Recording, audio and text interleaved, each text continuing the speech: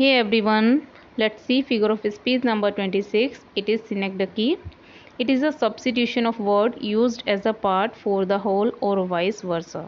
एक substitution है of word, किसी word का used as a part, जिसको हम एक part के रूप में use कर रहे हैं किसी whole के, मीन कोई पूरी चीज़ है बट उसका हम कोई part use कर रहे हैं, और vice versa, या इसका vice versa हो जाएगा, इसका opposite हो जाएगा, मीन हम किसी part को show करने के लिए पूरी चीज़ use कर रहे हैं, ठीक है, पूरा whole part whole thing use कर रहे हैं उसके किसी पार्ट को शो करने के लिए, वही सिनेक्डकी है ना।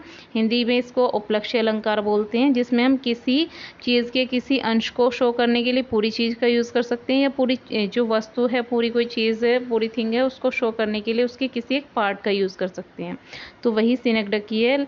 Let's see example now.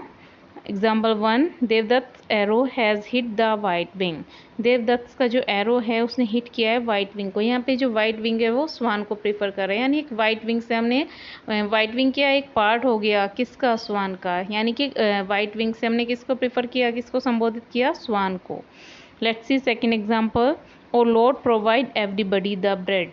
अब यहाँ पे ब्रेड जो है वो रोजी रोटी के लिए बोला जा रहा है, यानी लाइवलीहुड के लिए बोला जा रहा है, आजीविका के लिए।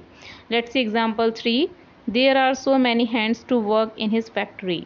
There are so many hands, तो यहाँ पे जो सो मैनी हैंड्स है वो किसको सिग्निफाई कर रहा है, ये वर्कर्स को सिग्निफाई कर रहा है, वर्कर्स को प्रिफर कर रहा है। तो इस तरह से सिनेक्डकी कहाँ पे होगा, जब हम किसी पूरी चीज़ को किसी उसके एक अंश से, उसके किसी एक पार्ट से शो करेंगे, या फिर किसी पार्ट को उसकी पूरी वस्तु से शो करेंगे। जैसे हमने बोला था wheels are running on the road, तो यहाँ पे जो व्हील्स है वो किसको प्रिफर कर रहा है, वो कार को प्रिफर कर रहा है ना, कि व्हील्स जो है, व्हील्स जो है वो रोड पे रन कर रहे हैं, इट्स मीन जो कार है वो रोड पर रन कर रही है। So I hope you understand synecdoche. In next video we will see the difference between synecdoche and metonymy. So thank you for watching.